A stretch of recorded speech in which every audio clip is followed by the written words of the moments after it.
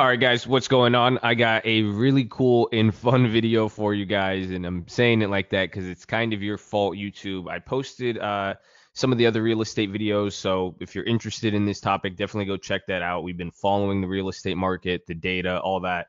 If you're new to the channel, definitely subscribe, like if you the video if you like this video at all. But you could see I do real estate, I do stocks, investments, so I have a real estate portfolio. I also have a stock portfolio. So everything going on with both stocks, the market, the global economy right now, there's a lot of stuff. So I want to show you guys something cool. This video is going to we're talking about real estate, and this was the question that a lot of people posted on the YouTube videos. And it was, some people says, because I've said this, I don't think we're going to repeat a 2008 crisis again. However, that's kind of changed in my opinion because you guys sent me down a rabbit hole, and I want to show you guys kind of where I'm at in that process. But everyone was saying, can 2008 happen again? And I used to disagree with that, but there has been some developments. There's some articles that's came out recently, and down the rabbit hole I've been on, and a lot of people have argued it can be. I want to show you guys some data and how we're going to do it. We're going to go look at both global data, US data with stuff, but here we're going to go through Wells Fargo, because they are one of the largest banks, and one of the largest banks that actually hold their mortgages. So we could talk about that process a little bit. Then we're going to look at loans to the private sector and how that works, and some articles from 2008. And that's because this is the thing, and I guess the mentality I've been in, and when I'm looking at how the markets have been behaving, again, even new home sales data was at a point of 2008. We're seeing declines. Areas even like San Diego have been awful. And you're not really feeling it as like it is in 2008, but it moves differently. And like, is it like 2008? And that's why I'm bringing up old news, so you guys could get an idea that history does repeat itself, and there is similar things said.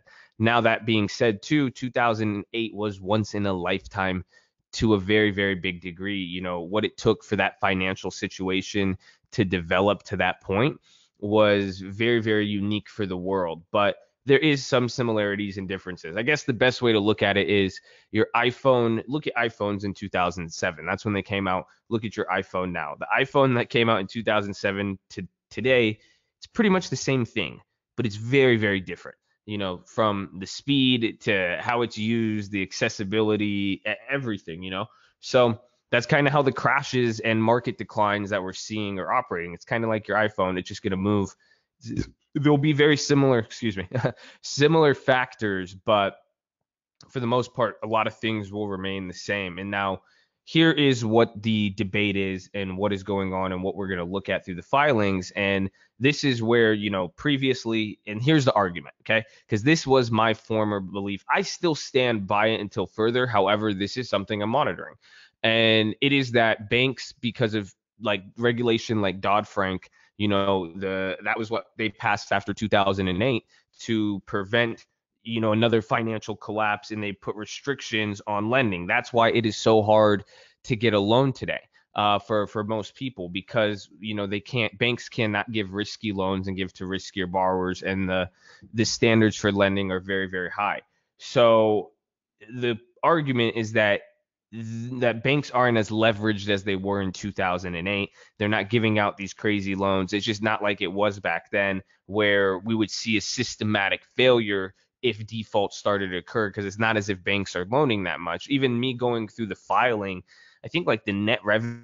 All right, so my computer cut out, but saying that the net revenue on Wells Fargo, they make even in a quarter of like $6 billion, and I don't even think they only have a few $1 billion loaned out. And even we're going to talk about looking at, and this is related to real estate, but this is the stuff I like, where you could go find this on a public filing for the banks. And again, these guys hold mortgages to see how many people aren't paying their mortgages, and that's what we're going to look at. So we'll even start there. I'll show you that's the first thing we could look at, but that's actually not the main thing, because even though that is the main, again, that back to that argument of what could make the market crash and why people don't think it's going to crash. Now, the new data coming in and what people are saying, and now this is what's funny, because they said the same thing in 2008, it has nothing to do with these big banks. And pretty much it does, and it does it in the sense that they, excuse me, they might not give out these risky, loans directly, and they may only have to, give their loans to whoever they see fit or that fit in that standard. But what they're doing is giving out loans to non-banking financial institutions so that they could give the loan. So pretty much that's like a broker. There's many definitions. We could go on Investopedia and look. Everything from like a pawn shop to a check paydaying type thing is a non-banking financial institution, but a lot even are like brokerages and real estate and really hard money lenders. So this is where people are saying the problem is now, because yeah, direct loans on the books that they're reporting, like on our filings, we're going to see here, when they're saying the residential loans, how much they have, we could go through and see. Um, and even then, here's the first part, and I'm going to show you guys, even find anything on the filings, you just do Control F.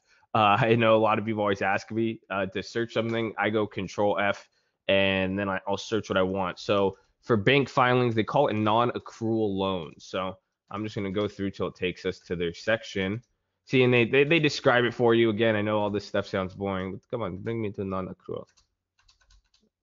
Um, Well, see, again, I'm just showing you, even in general, I want to show you guys how they have different loans spread out through different places. So here it is. This is non-accruals, and it pretty much explains what they are: total NPAs, non-performing assets.